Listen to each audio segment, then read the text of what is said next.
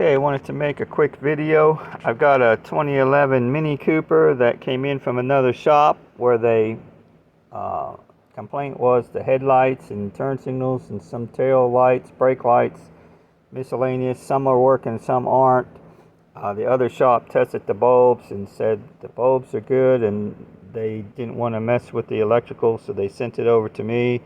We did some checking and found out that all this is controlled by the Footwell module, which is what we got right here, and you can see BMW calls it a FRM, and this is a FRM 3R.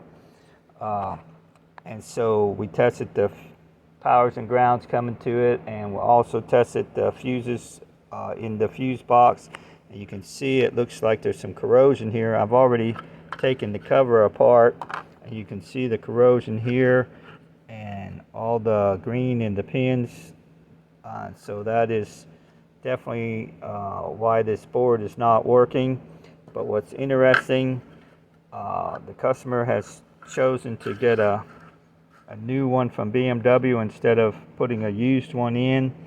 And so what I normally would do is clone the used one, so we would take the data off of this board and save it to a file, and then we would put it onto the used board, and everything would be the exact same. All the keys and the anti-theft, the VIN, all that would be the same.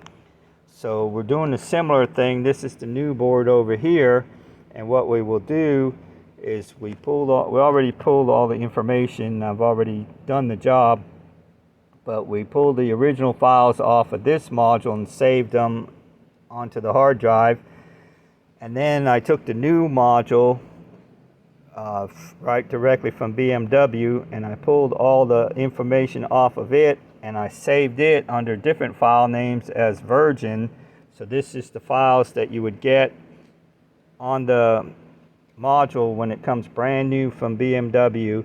So if I ever have to fix a used module that I don't have the original one for, I can use the Virgin file. And I just wanted to show you there's three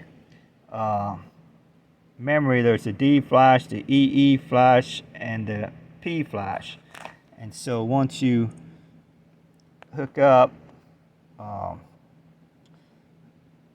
you'll have a connection diagram, and basically it will show you how to connect the programmer to the, and you'll see right there it shows you what the board looks like, both sides, and then it will show you the points where you connect it, and you'll see there's only 4 connections. There's 5 volts, a ground, a reset, and then the TR. And so normally they want you to solder each wire to the point there, but I have it on my test stand here, and you can see the test points are going to the same place. I don't know if you can see that. Try to get another, and it saves me some time because I would have had to solder the wires to this board, read all the information to the hard drive, solder them from this board, then solder them back to this board, read all the information to the hard drive, then write all the files from this one to that one. And so putting it on the test stand just saves a lot of money, a lot of time, which also saves money. So what we're going to do is we're on the D flash, and we're going to read it.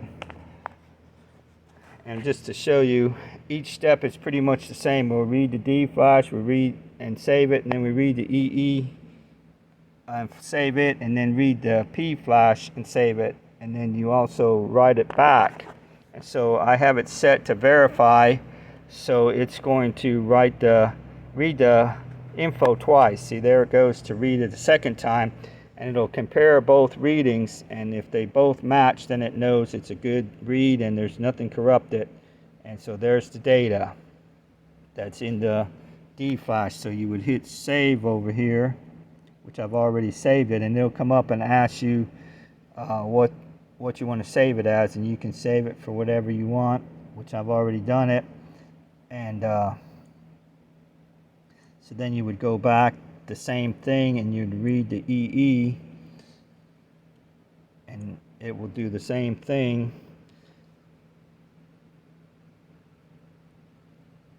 And then, like I said, it'll read it twice. And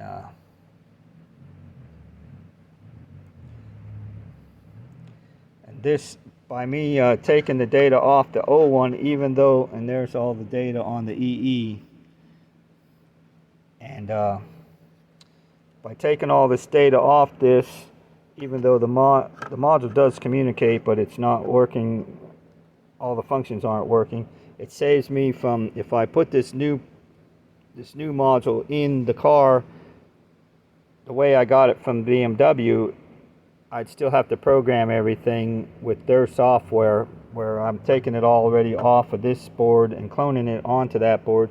So it saves me some time. I don't have to clone it. I don't have to reprogram it, and everything should work when I'm done with it. And so I just thought it was interesting. Another one of the programming jobs that it turned into a programming job. So I hope you enjoy these videos, and we'll catch you on the next one.